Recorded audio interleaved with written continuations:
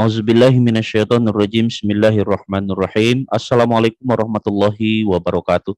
Salam sehat dan tetap semangat Bapak Ibu sekalian, teman-teman guru PAI se-Indonesia, wabil khusus teman-teman yang sedang mengikuti tryout bekalan UP PPG PAI. Baik Bapak Ibu sekalian, teman-teman semuanya, kita akan lanjutkan pembekalan dan latihan soal-soal tryout UP PPG PAI kita. Mudah-mudahan bermanfaat untuk kita semua. Jangan lupa kunjungi channel Akpai TV Sumbar, channel YouTube Akpai TV Sumbar, dan mohon sedekah like, subscribe, dan share, serta komen positif. Tetap optimis, tetap semangat, rahmat Allah bersama orang-orang yang bersemangat. Baik, soal nomor 1.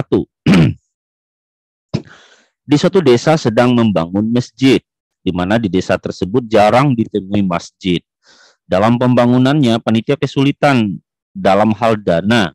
Jika masjid itu mendapat dana dari zakat, maka hukumnya adalah hukum memberikan zakat untuk pembangunan masjid. Menurut Mahmud Saltut adalah A. Tidak boleh karena tidak masuk dalam mustahik zakat. B. Boleh karena pembangunan masjid adalah untuk kemaslahatan umat. C. Boleh karena digolongkan dalam sabilillah dan di daerah tersebut masih jarang masjid. D. Boleh karena dari hasil zakat memperoleh hasil banyak. E. Tidak boleh karena pembangunan masjid adalah kewajiban takmir masjid. Jawaban yang paling benar dari soal ini, boleh enggak memberikan zakat untuk pembangunan masjid menurut Mahmud Saltut? Jawabannya adalah, kita lihat Bapak Ibu sekalian, jawabannya adalah C. Boleh. C. Boleh karena digolongkan dalam sabilillah dan di daerah tersebut masih jarang masjid. Jadi menurut Mahmud Saltut, memberikan zakat untuk pembangunan masjid boleh. Lanjut. Mustafa adalah pemuda kreatif berumur 28 tahun. Mustafa lahir dari keluarga kalangan ekonomi menengah ke bawah. Mustafa memiliki keahlian membuat bahan kerajinan dari kardus. Untuk mengembangkan bakat yang dimilikinya, Mustafa terkendala dengan modal.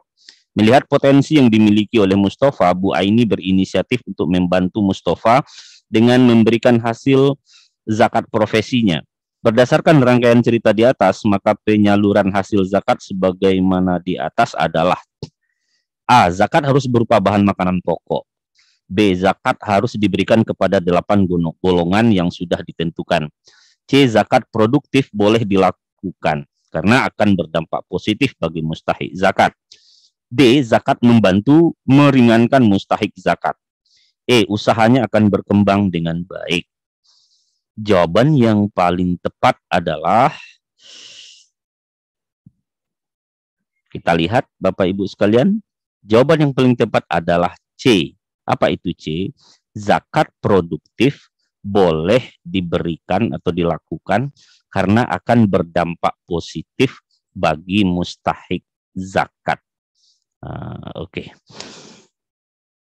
Karena akan berkembang nanti bisnisnya, gitu ya.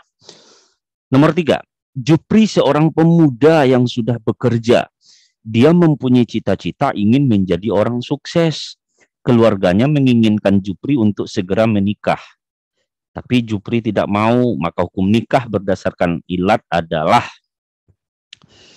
A. Haram, B. Sunnah, C. Wajib, D. Mubah, E. Makruh. Nah, hukum nikah bagi Jupri, kalau seandainya Jupri sudah bekerja, sudah mampu, dan sudah seharusnya menikah, keluarganya menyuruh menikah, tapi Jupri masih ingin bekerja dulu katanya. Tapi seandainya Jupri menikah pada saat itu, hukum nikah bagi Jupri sebenarnya adalah, jawaban yang paling tepat adalah B, yaitu sunnah. Sunnah hukumnya menikah, kalau udah mampu, ada kemauan, sunnah hukumnya. Kemudian, Pak Koko mempunyai satu istri, dia mencintai istrinya, dia ingin mempunyai keluarga yang bahagia. Dia ingin menjaga perasaan istrinya dan menjamin keluarganya tercukupi dalam hal materi. Maka Pak Koko menjalankan A. Tujuan pernikahan, B. Prinsip pernikahan, C. Hukum pernikahan, D. Hikmah pernikahan, E. Larangan pernikahan. Kira-kira yang dilakukan Pak Koko ini apa ya? Dia ingin mempunyai keluarga yang bahagia.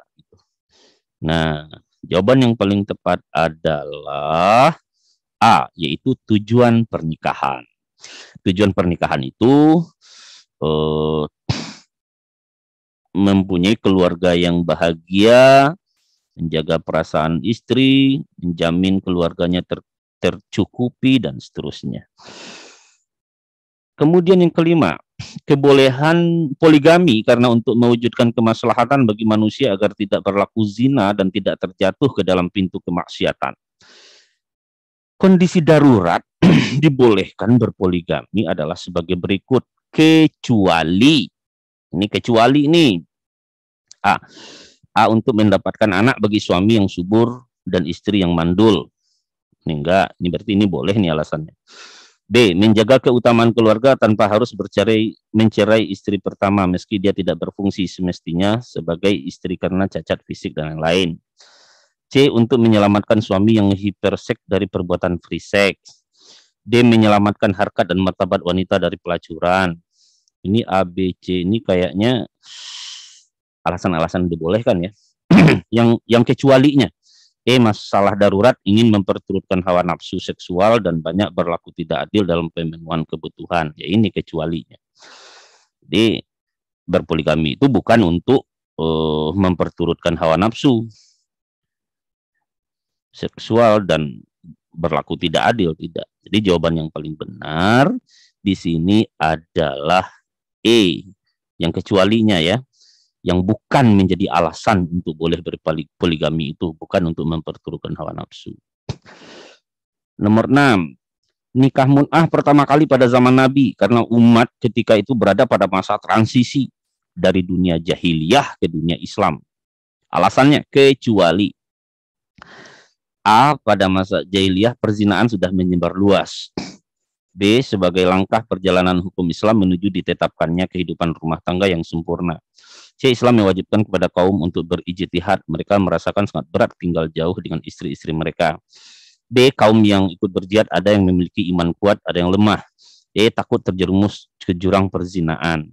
Di alasan-alasan masa transisi dulu boleh nikah mun'ah itu ya oke, alasannya. Ini alasan yang tidak dibenarkan sebenarnya, yang kecualinya. Maka jawaban yang benar pada soal ini adalah B, yaitu sebagai langkah perjalanan hukum Islam menuju ditetapkannya kehidupan rumah tangga yang sempurna. Jadi itu kira-kira alasan daripada nikah mun'ah pada masa transisi dulu. Masa transisi ini adalah sebagai langkah perjalanan hukum Islam menuju ditetapkannya kehidupan rumah tangga yang sempurna. Oke, semangat. Lanjut Bapak Ibu sekalian. Kita lanjutkan soal berikutnya. Ayo. Sebagai pengganti sistem bunga, maka Bank Islam menempuh cara-cara sebagai berikut. A, wadi'ah, yaitu titipan uang, barang, dan surat-surat berharga. B, mudharobah, kerjasama antara pemilik modal dengan pelaksana. C, rente adalah keuntungan yang diperoleh oleh perusahaan bank karena jasanya meminjamkan uang untuk melancarkan perusahaan yang meminjam. D, musyarakah atau persekutuan atau syirkah. E, murabahah, jual beli barang dengan tambahan harga atas dasar harga pembelian yang pertama secara jujur.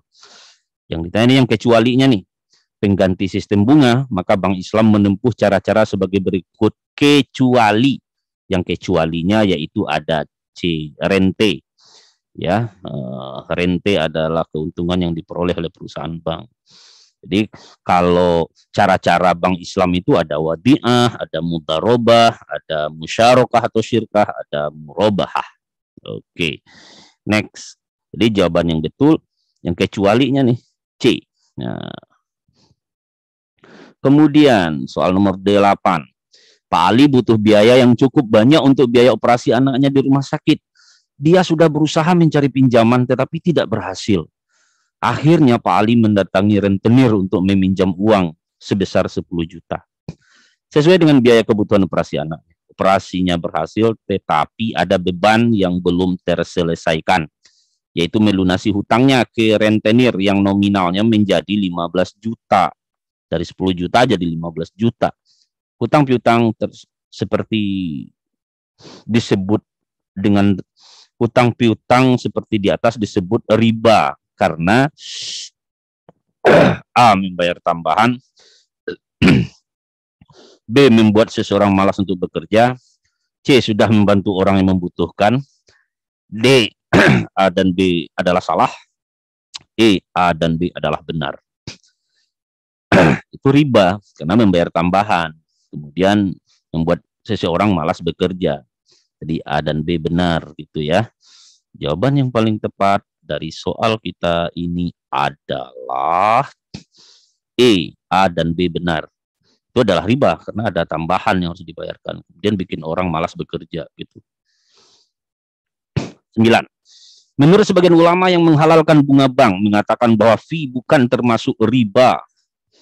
Terkait dengan pendapat ulama tersebut, jika dikaitkan dengan biaya administrasi yang sering dilakukan oleh pihak bank, maka status hukumnya adalah dalam Islam adalah A makruh, B boleh, C haram, D subhat, E sunnah.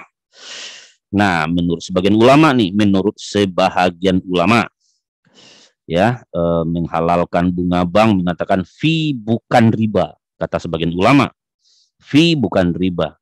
Terkait dengan pendapat tersebut, maka status hukumnya dalam Islam adalah A makruh, B boleh, C haram, D subhat, E sunnah. Jawabannya adalah, kalau saya tidak salah, boleh. Maka jawaban yang paling benar pada soal ini adalah B, boleh.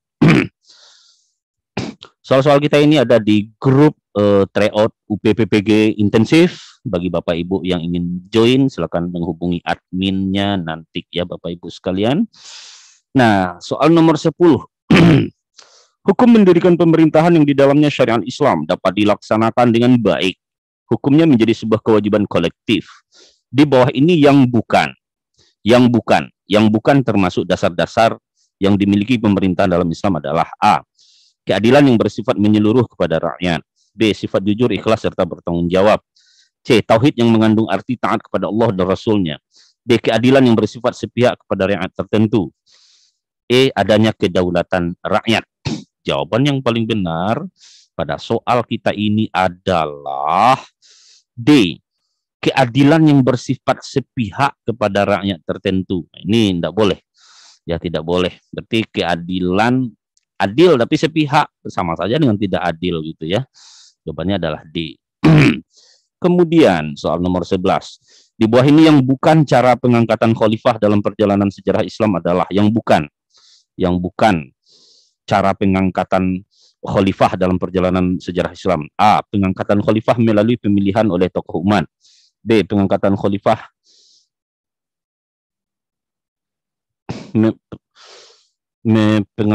pengangkatan khalifah melalui pemilihan langsung oleh rakyat. C. Pengangkatan khalifah berdasarkan keturunan. D. Pengangkatan khalifah berdasarkan sepihak oleh rakyat. E. Pengangkatan khalifah berdasarkan usulan khalifah sebelumnya. Di bawah ini yang bukan cara pengangkatan khalifah dalam perjalanan sejarah Islam adalah, jawaban yang tepat adalah, kita lihat, yaitu D. Pengangkatan khalifah berdasarkan secara sepihak oleh rakyat. Tidak seperti itu. Jadi yang kecualinya ya, yang bukannya. Nomor 12. Dalam sistem khilafah, rakyat sebagai kumpulan manusia yang dipimpin memiliki hak dan kewajiban yang harus dilaksanakan secara adil. Berikut adalah hak-hak rakyat di satu sisi, tetapi merupakan kewajiban pemerintah di sisi lain. Kecuali hak untuk memperoleh keadilan hukum dan pemerintah. Hak berkumpul dan menyatakan pendapat. C. Hak untuk menolak aliman dan kesewenang-wenangan. D. Hak untuk bebas beragama. E. Hak keselamatan jiwa dan harta. Jawaban yang tepat adalah, yang kecualinya adalah D. Hak untuk bebas beragama. Tidak, beragama juga diatur oleh pemerintah. Jadi yang bukan yang kecualinya yaitu hak bebas beragama. Ya, beragama itu diatur oleh undang-undang, diatur oleh pemerintah. Oke, selanjutnya. Pada masa pemerintahan Abu Bakar memerangi orang murtad sehingga banyak penghafal Al-Quran yang terbunuh dalam pertempuran tersebut. Apa yang dilakukan Abu Bakar setelah peperangan? A. Mengumpulkan lembaran Al-Quran dari penghafal Al-Quran atas usulan Umar bin Khattab. B. Mengumpulkan lembaran Al-Quran dari penghafal Al-Quran atas usulan Ali bin Abi Thalib. C. Mengumpulkan lembaran hadis dari penghafal hadis atas usulan Umar bin Khattab. D. Mengumpulkan lembaran hadis dari penghafal hadis atas usulan Utsman bin Affan. D. Menyantuni keluarga para sahabat yang terbunuh dalam peperangan tersebut. Jawaban yang paling benar adalah apa yang dilakukan oleh Abu Bakar setelah banyaknya para hafiz Quran terbunuh. A. Yaitu mengumpulkan lembaran Al-Quran dari penghafal Al-Quran atas usulan Umar bin Khattab. 14.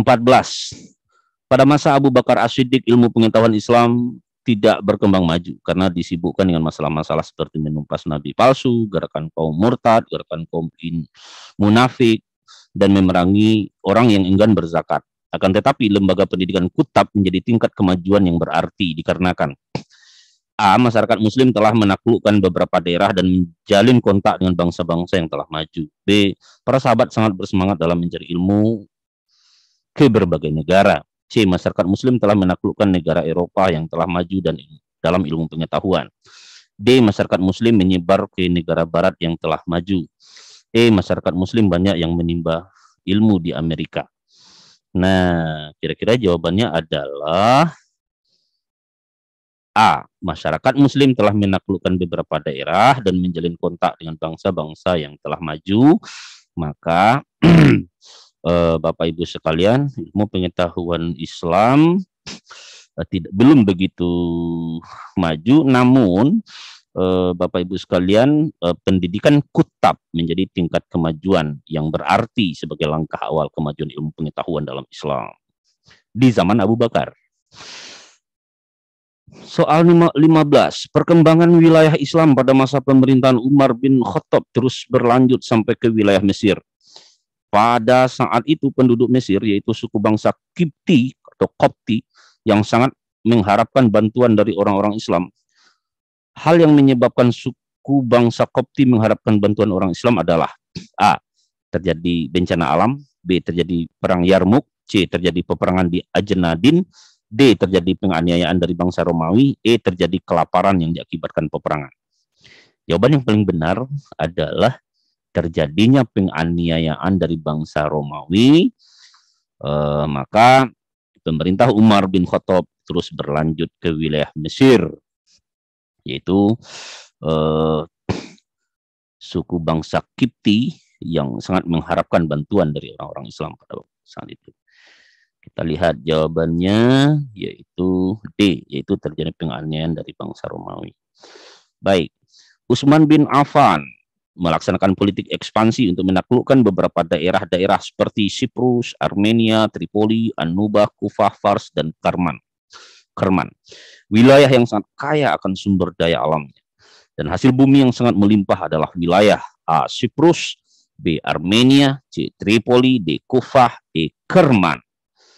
Kira-kira jawaban yang paling benar yang mana ya? Daerah yang sangat melimpah sumber daya alamnya, hasil buminya, yaitu Siprus. A.